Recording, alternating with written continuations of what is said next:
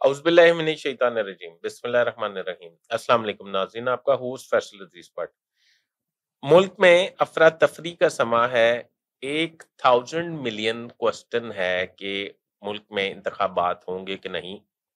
اگر انتخابات ہوں گے تو کون سی پارٹی اقتدار میں آئے گی، پی ٹی آئی کا مستقبل کیا ہوگا، اور اسٹیبلشمنٹ اور پی ٹی آئی کے درمیان کوئی مذاکرات ہو جائیں گے یا نہیں ہوں گے، وزیر اعظم چوتھی مرتبہ نواز شریف حلف اٹھا سکیں گے یا نہیں، پنجاب میں کس کی حکومت ہوگی، بلوچستان میں کون حکومت بنائے گا، اور سندھ کس کے حصے میں آئے گا۔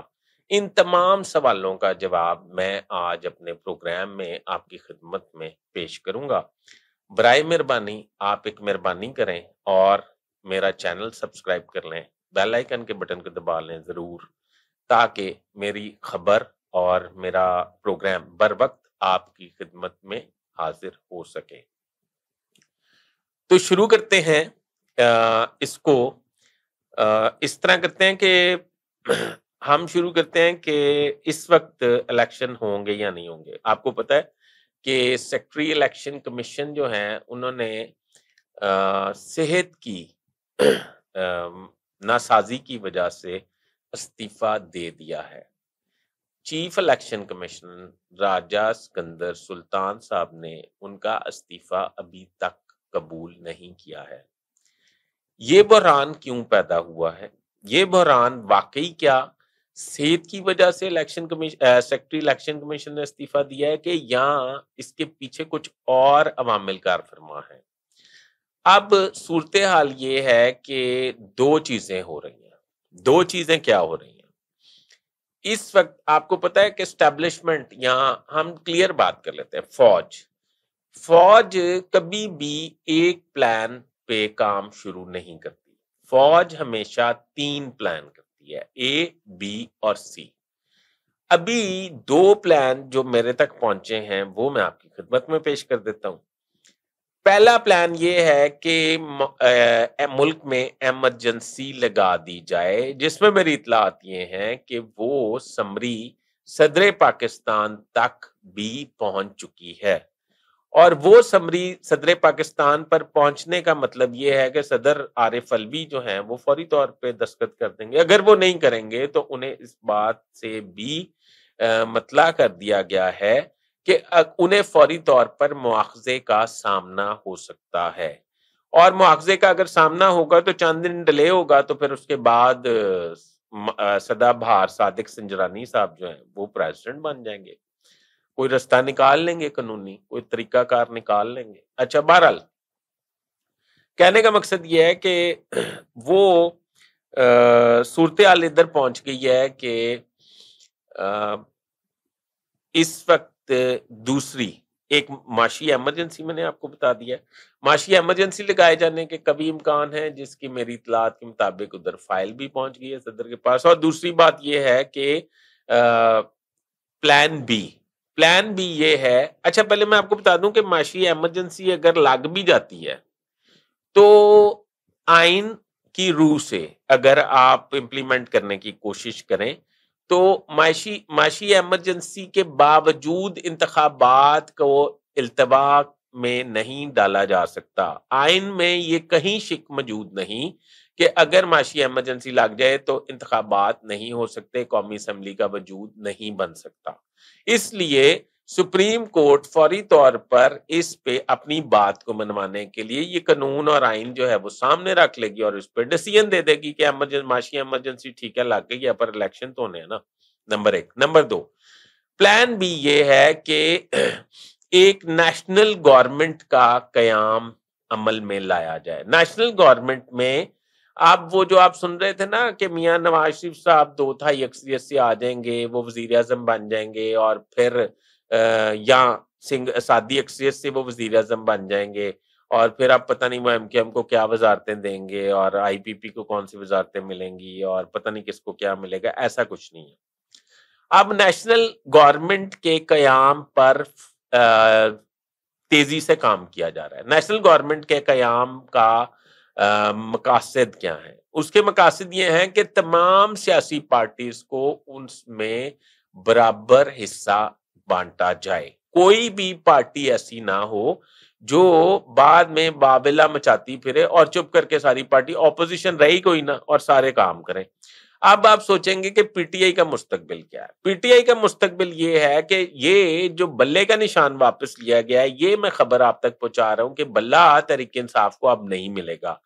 अब तहरीक इंसाफ को कोई दूसरा इंतखाबी निशान भी नहीं मिलेगा, क्योंकि ये इनके तमाम उम्मीदवार अलग-अलग इंतखाबी निशानों पर इलेक्शन लड़ेंगे। मेरी इत्तलात ये भी हैं कि चीफ इलेक्शन कमीशन एक नोटिफिकेशन भी जारी कर सकते हैं, जिसमें ये बताया जाएगा कि जिन लोगों ने बतौर आजाद उम्मीदवार इलेक्शन के लिए कागजात सबमिट कर दिए हैं, वो अब किसी पार्टी का टिकट हासिल नहीं कर सकते। जब इलेक्शन वो जीत जाएंगे तो वो उनके लिए खुली छूट होगी, वो किसी पार्टी में भी जा सकते हैं। ये इकदामात करने की बुनियादी वजह क्या है? ये इकदामात करने की बुनियादी वजह ये है कि जो तो पीटीआई के उम्मीदवार एस्टैब्लिशमेंट से डील कर लेंगे, एस्टैब्लिशमेंट की बात सुन लेंगे, अपना मतलब उनकी गोद में बैठ जाएंगे, तो उनको तो क्लियर कर दिया जाएगा और वो इलेक्शन भी जीत जाएंगे। जब वो इलेक्शन जीत जाएंगे तो उन्हें भी कौमी हुकूमत में शामिल किया जाएगा। ये 40 से 50 सीटें जो है ना, मैं आपको बता रहा हूं कि पीटीआई हासिल करेगी और पीटीआई ये भी नहीं कह सकेगी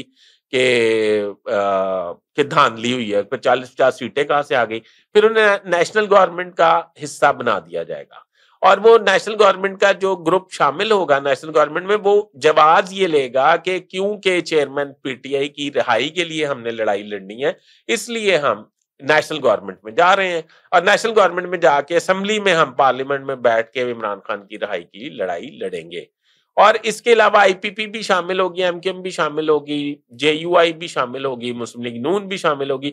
तो अब ये चूचू का मुरब्बा जो बनेगा, तो इसका मतलब ये है कि पीपल्स पार्टी भी शामिल होगी। तो अब चूचू का मुरब्बा जो बनेगा, इसका मतलब ये है कि मियां नवाज शरीफ के ख्वाब जो हैं वो अधूरे रह गए और मियां नवाज शरीफ जो है अब चौथी मरतबा वजीर आजम मैं नहीं समझता कि वो बनेंगे। दूसरी बात, पीपल्स पार्टी के हवाले से आसिफ अली जरदारी साहब को ये यकीन दहानी करा दी गई है कि सिंध उन्हें वापस कर दिया जाएगा। आसिफ अली जरदारी साहब बहुत परेशान थे और वो सिंध के हवाले से बहुत टची थे। उनको ये यकीन दहानी करा दी गई है कि सिंध उन्हें वापस मिल जाएगा। तीसरा, बलूचिस्तान में सरफराज बुगटी जो साबिक वजीर दाखिला निगरान थे, वो इस्तीफा देके पीपल्स पार्टी में शामिल हुए हैं। वो इसलिए शामिल हुए हैं कि बलूचिस्तान में भी ये इंश्योर करवा दिया गया है पीपल्स पार्टी को कि बलूचिस्तान में पीपल्स पार्टी की हुकूमत बनेगी और सरफराज बुगटी बलूचिस्तान के अगले वजीर आला मुंतखब होंगे। अब आप खैबर पख्तूनख्वा के बारे में पूछेंगे तो खैबर पख्तूनख्वा के हवाले से अभी तक कुछ डिसाइड नहीं हो सका, क्योंकि खैबर पख्तूनख्वा में पीटीआई का बहुत ज्यादा जोर है। मौलाना फजल रहमान के समदी जो हैं वह गवर्नर हैं, वो उनको मुसलसल इतलाक दे रहे हैं कि आप किसी तरह इलेक्शन जो है वो मुलतवी कराने के लिए इकदामात करें, क्योंकि अगर हम जेयूआई ने यहाँ से इलेक्शन लड़ा तो पीटीआई इधर से क्लीन स्वीप करेगी, तो जेयूआई को इस दफा कोई सीट हासिल नहीं हो सकेगी। अभी तक खैबर पख्तूनख्वा पे काम जारी है। मैंने आपको बताया है कि ये नेशनल गवर्नमेंट बनेगी। हाँ, पंजाब के हवाले से ये इतलात हैं कि मुस्लिम लीग नून और आईपीपी मिल के हुकूमत बनाएगी। ये दो पार्टियां जो हैं वो पंजाब में भी साथ साथ होंगी। पीपल्स पार्टी को पंजाब में हिस्सा नहीं दिया जाएगा क्योंकि उन्हें बलूचिस्तान दिया जा रहा है। अब ये मेरा व्लॉग आप अगर रिकॉर्ड के तौर पे रख लें तो मुझे लगता है कि इंशाल्लाह आपको मायूसी नहीं होगी और आप अब आप ये पूछना चाहते हैं कि इलेक्शन होंगे कि नहीं होंगे, तो इसका मतलब ये है कि इलेक्शन 100% हो रहे हैं, इलेक्शन नहीं डिले हो रहे। इलेक्शन जो है वो होंगे। अगर इलेक्शन में मतलब कोई बहुत सॉलिड वो ना लगाया गया, मतलब कोई सॉलिड इकदाम ना किया गया, तो फिर इलेक्शन हो रहे हैं। और दूसरी बात मैं आपको ये बता रहा हूँ, वो जो इमरजेंसी वाली बात मैंने आपको उसमें शुरू में बताई, उसमें ये है कि वो इमरजेंसी की सूरत में ये जो निगरान हुकूमतें हैं, ये जो वजीर आजम हैं अनवारुल्लाह काकड़ साहब, अनवारुल्लाह काकड़ साहब को स्टेप डाउन करवा दिया जाएगा और इनकी जगह किसी और को वजीर आजम लाया जाएगा। इसके अलावा جو صوبے کی حکومتیں ہیں اس میں وزراء اعلیٰ یہی رہیں گے، مگر ان کی کیبنٹس جو ہے ان کو تبدیل کر دیا جائے گا، اور کافی لوگ جو ہیں وہ باہر سے کیبنٹ میں آ جائیں گے، اور کئی کیبنٹ کے لوگ جو ہیں انہیں ایلیویٹ کر دیا جائے گا۔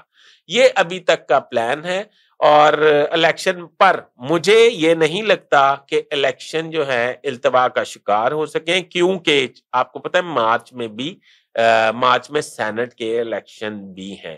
میں یہ سمجھتا ہوں کہ عالمی دنیا جو ہے وہ پاکستان پہ نظریں لگائے بیٹھی ہے، وہ یہ سمجھتے ہیں کہ عام انتخابات ہونے چاہیے، ٹوٹے پھوٹے جیسے بھی ہوں، اور جب نیشنل گورنمنٹ بن جائے گی تو رولا پانے والا کوئی ہوئے گا ہی نہیں، تو مسئلہ حل ہو گیا۔ اللہ اللہ خیر صلاح، وہ کیا کہتے تھے ہم چھوٹے ہوتے کہ لڑائی لڑائی معاف کرو، اللہ دا کار صاف کرو، ٹھیک ہے نا؟ تو ابھی تک کے لیے اتنا ہی۔ اپنے ہوسٹ فیصل ادریس بٹ کو اجازت دیجیے، اور میری ہمیشہ کی طرح یہی درخواست ہوگی کہ اپنے کمنٹس میں میری رہنمائی ضرور فرمائیے گا۔ خدا حافظ۔